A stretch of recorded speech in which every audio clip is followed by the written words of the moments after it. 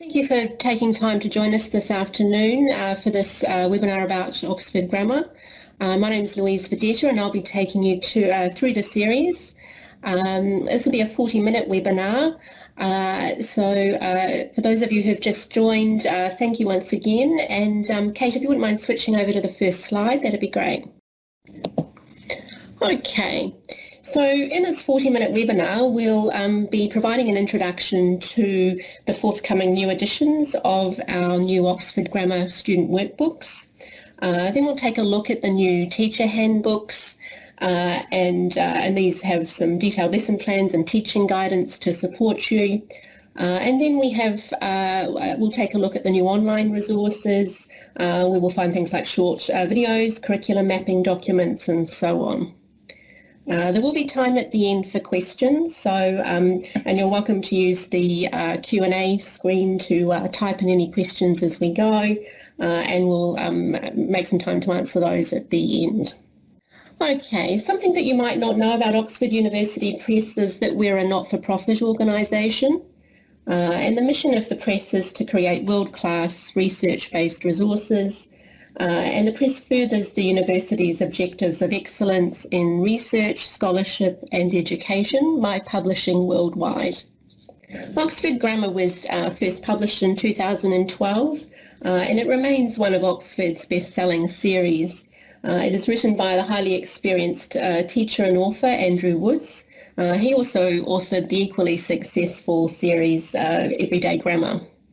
We're delighted to introduce the second edition of Oxford Grammar. It retains the original structure and flow of the workbooks, and also the author's much-loved sense of humour and his trusted method of teaching grammar in context. Just a note too that the Oxford Grammar second edition will replace the previous editions and the earlier Everyday Grammar series.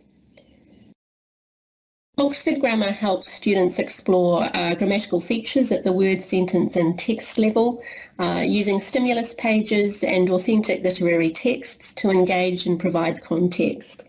The series focuses on developing an understanding of the purpose of grammar, which in turn helps students become more effective writers. All the teaching ideas have been created in line with the Australian Curriculum and ACARA literacy progressions to support students to become increasingly confident when creating written texts with higher levels of grammatical accuracy. The teaching and learning activities in the Teacher Handbooks support teachers in determining what students already know, what they still need to learn, and how best to convey to students the reasons why they're learning it. This series really does recognise the need for students to be curious as learners, and it provides them with ideas that provoke interest and a spirit of inquiry about grammatical features. Thanks, Kate. So let's have a look at the new student books. As you'd expect, the books are aligned to the Australian curriculum, also the Victorian and New South Wales curricula. There are student books for years 1 to 6. There is no student book for the foundation or pre-primary year, as the feedback that we had from schools, they told us that students often learn grammar best through active front of class teaching in that early year. So we've therefore provided teachers with a structured program of lesson plans for the foundation year to deliver the curriculum requirements in that way. So the student books cover years 1 to 6 and the teacher handbooks cover from foundation right up to year 6 as well. Now the material in the books build on the previous edition, and we've added in some new content to make sure that we have complete coverage. There's also new full colour designs and illustrations to help motivate and engage young learners, including our friendly bunch of grammar monsters. There's a character who hosts each book, and you might recognise some of those characters from our Oxford Reading for Comprehension guided reading program, a particular book called Monster School. So looking inside the books, the table of contents has been reorganised to provide easy access to each language focus. The books are organised into topics, so in this example we're looking at the nouns topic, and then they're broken down into smaller units that begin with a specific grammatical focus, so exemplified by a literature stimulus, which you can see on the right-hand side, and these are designed to be read together. So each unit focuses on a grammar concept, introducing it and modelling it in practice, and you can see that on the top right-hand side of the page sample there. So grammatical concepts are clearly explained for every unit. Each unit opens with a stimulus page that could be an image or a poem, a text extract or a comic strip or other text type. And also it follows then with activities related to the stimulus page, and these carefully build students' understanding of the unit focus. And then at the end there's an activity to challenge students, and this can assist with differentiation in class. You can see the panel there, the Now Try This activity. In the years 3 to 6 books we call this a challenge activity. Also the teacher books address differentiation, and we'll come back to that in a moment. So what are the aims of this approach? Students become increasingly proficient at creating texts for a range of purposes, applying grammar to improve their writing, and also we want students to become confident written communicators using and modifying language conventions for different contexts.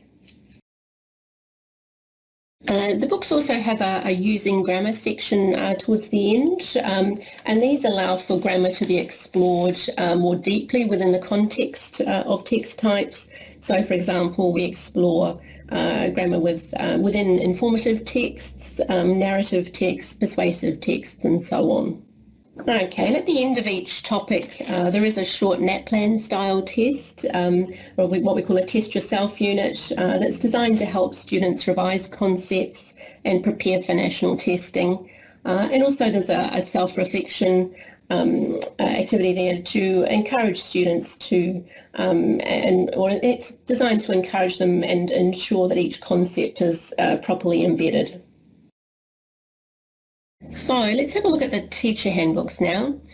Now we have 2 new teacher handbooks, and they're designed to help you wrap a program of delivery around Oxford grammar, and they have detailed lesson plans and guidance.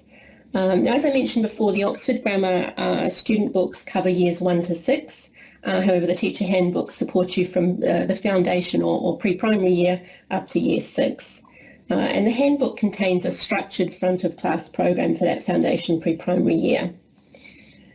Now the teacher handbooks also contain detailed lesson plans for each unit in the student books, and through a highly structured approach, each topic we aim to help students make authentic connections and see value in the learning by starting with a provoke and inspire section. And then there's a section to help you understand what students already know so that individual needs can be better catered for, so assessing prior knowledge. And then we want to establish a learning intention that is the anchor for the session, and that can be reflected upon. We support and underpin the activities in the student books through an investigation of the language focus. And we also cater for students requiring additional support or extension with additional activities and teaching strategies. And then we want to provide opportunities for reflection and application of the learning. So we'll take a look at side one of the handbooks. This is just a sample page from one of the books. Every topic follows the same structure, so it's nice and easy to dip in and get what you need. Each section starts with the relevant curriculum content descriptors and related learning outcomes so that you can be confident that you're covering everything that you need. And then you get everything you need to know up front. So starting with the vocabulary that you need to be familiar with. Obviously many of the terms you'll know already. We're not we don't want to teach you to suck eggs, but we're setting them all out with a suggested definition and examples that you can use with students to save you any further research or preparation. And if there are any terms that you need to brush up on, there's a series of videos on Oxford Owl that'll give you more detail, and we'll have a look at those in a moment. We then list common errors that students make and give you some tips for tackling them. Then we list the resources that you need, including the relevant units from the student books and preparation that you can do up front. And then what follows is a highly structured, step-by-step sequence of teaching and learning activities following the progression that we talked about before. So you can see there the provoke and inspire section, followed by some tips to help you assess prior knowledge and so on. The other thing that you'll find in the Teacher Handbooks is there's a suggestion for a range of texts that you can use with the teaching and learning activities that support relevant concepts. And these include well-known and classic children's literature and also some levelled literacy texts from our Oxford Reading for Comprehension guided reading program. So if you're doing some guided reading with your students, this can be a good way of connecting some dots. Okay, we're going to take a look at the online resources. Just bear with us for a moment while we change screens. So oxfordowl.com.au is a website that's the home of all our digital resources, and many of you might already have a login for this particular website. If you don't, you can join us. So there's a Join Us button over on the left-hand side. It only takes a moment to set up a login. And once you've got that, then you can access the resources that I'm going to show you. On Oxford Owl, we have a range of resources for different subjects: maths resources, HASS resources, resources that support our literacy programs and so on. Some are free and some are subscription-based, but the Oxford Grammar ones are free to access. So once you're logged in, this is the home page for Oxford Owl. I'm just going to scroll down the bottom.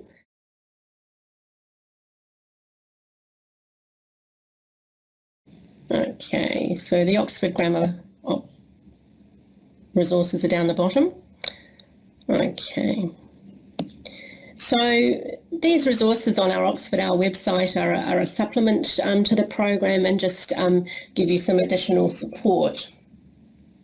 So I'm going to go through some of these one at a time. So we'll take a look first just at these curriculum charts. Now, as I mentioned before, teachers are fully supported to deliver the requirements of both the Australian curriculum, New South Wales curricula and Victoria curriculum. And these documents are a simple correlation between our program and the curriculum so that you can be assured that the program is covering everything that you would expect it to. And you can see there's a filter there so you can check, so you can select the document that's relevant for your state. So I'll just open up a Year 2 one just as an example.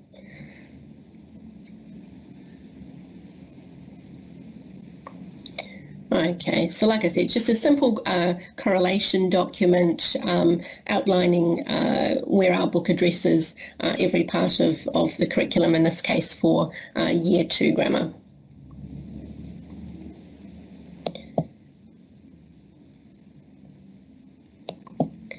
So that's the curriculum documents. I'm just going to go back to the table of contents.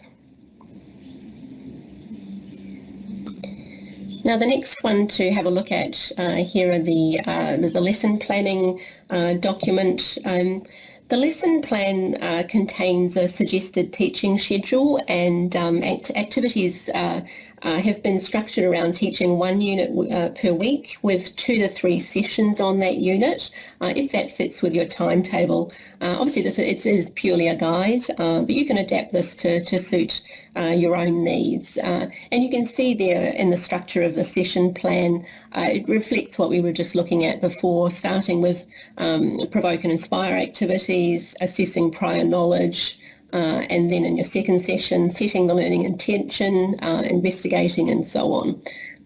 So that's just a simple lesson plan outline.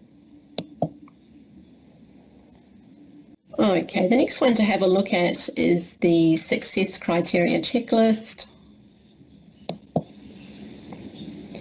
This is a simple template where you can record student progress, and it provides an alignment with the national literacy progression, enabling teachers to identify and meet the key indicators of grammar development over time. So there's a template there for each year level.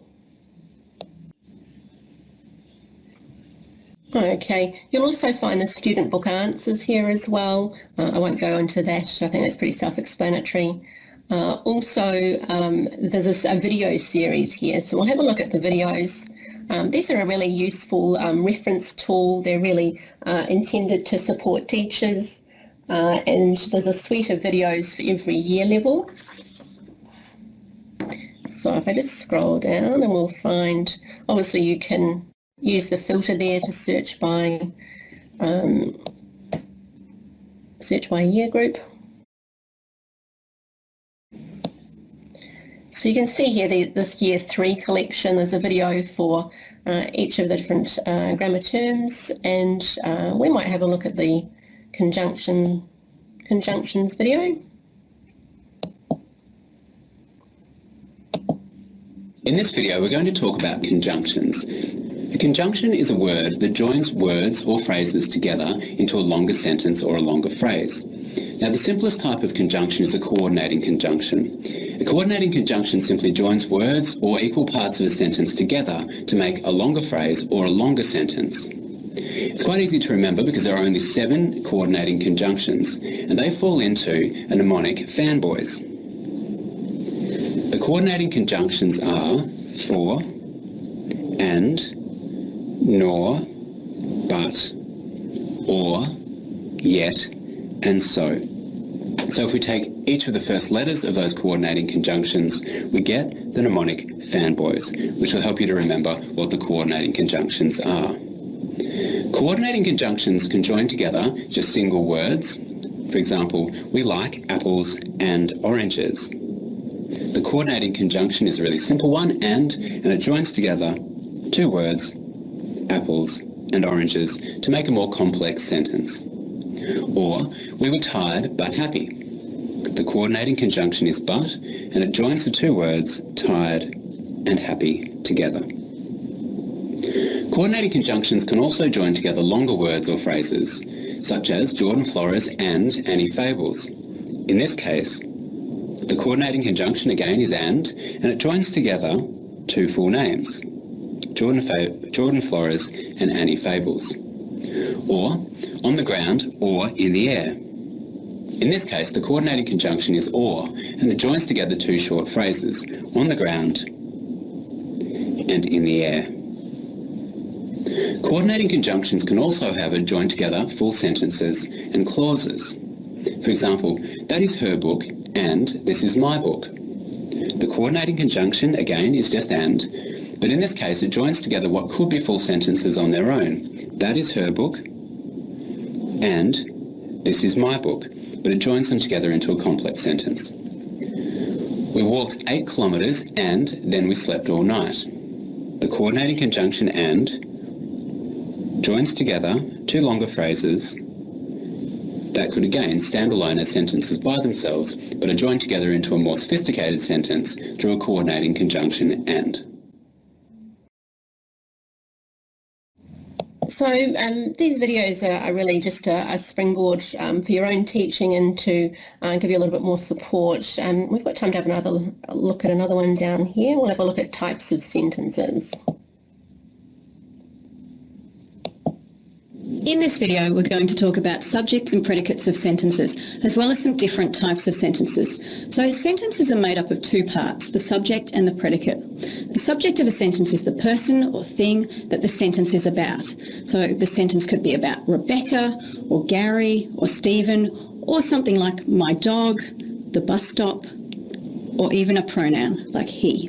So the subject of a sentence will always be a noun or a pronoun. The rest of the sentence is going to tell us what happens to the subject or what the subject is doing. So it needs to include a verb, and this part of the sentence is known as the predicate. The predicate might be very short and could even be a single word, or it could be a very long sentence with lots and lots of detail. So let's look at some examples of this.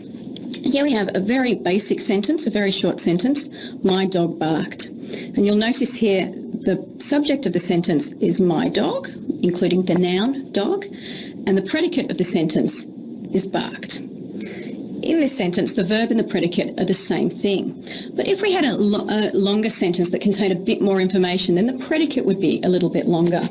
So let's look at a second example down here. My dog barked at my brother. Now here, with this example, the subject of the sentence is the same as before, my dog, and the verb in the sentence is the same. It's also barked, but the predicate is barked at my brother. So the predicates become quite a lot longer. You might have noticed that in this example, in the second example, there are two nouns, dog and brother, but only the first noun is the subject of the sentence. The second noun, brother, is part of the predicate. Sometimes the predicate can be really quite long. So down here we have a third example, similar. My dog barked at my brother and chased him around the yard. Once again, the subject is my dog, but the predicate is barked at my brother and chased him around the yard. And you'll notice there that the predicate contains multiple nouns and verbs as well, with barked and chased as additional verbs and brother and yard as additional nouns. And it expresses a more complex idea, but the subject of the sentence is still my dog. So now that you know that sentences are composed of subjects and predicates, you can start looking at the different types of sentences that you might come across. There are four main types of sentence, and each has a different purpose. The type of sentence that you're most likely to come across is a sentence stating information or ideas. And this kind of statement is known as a declarative sentence. So an example of a declarative sentence might be, this is the messiest bedroom I have ever seen.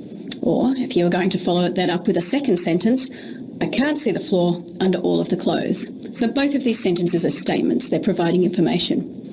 A sentence that expresses a strong emotion and ends in an exclamation mark is known as an exclamatory sentence. So a sentence like that might be something like, it's disgusting and I'm horrified. And you'll notice both of these sentences end in exclamation marks to show the strength of feeling behind the expression. A sentence that issues a command is known as an imperative sentence.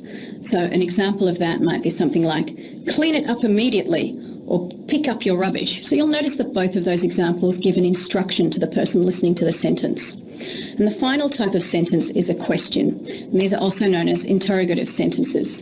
This type of sentence will always end in a question mark. So for example, the question, how long has that food been sitting there?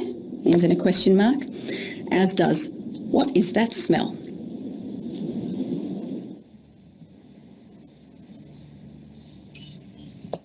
Okay, so let's go back to the Oxford Grammar homepage.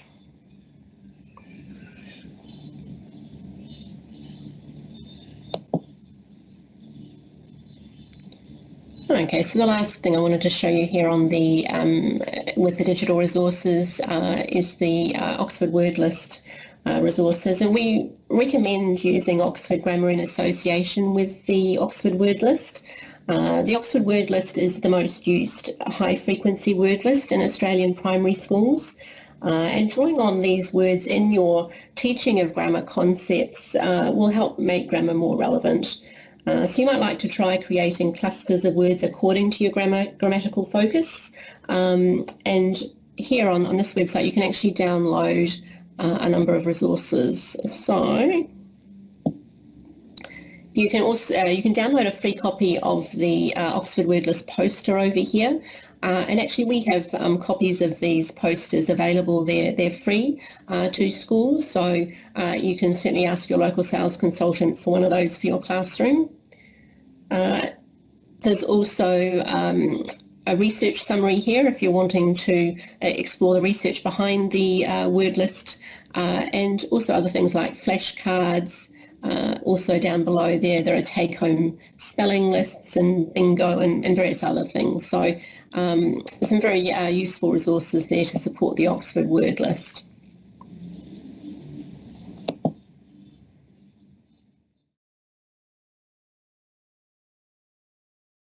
Okay, so that brings us to the end of everything that I wanted to tell you about Oxford Grammar.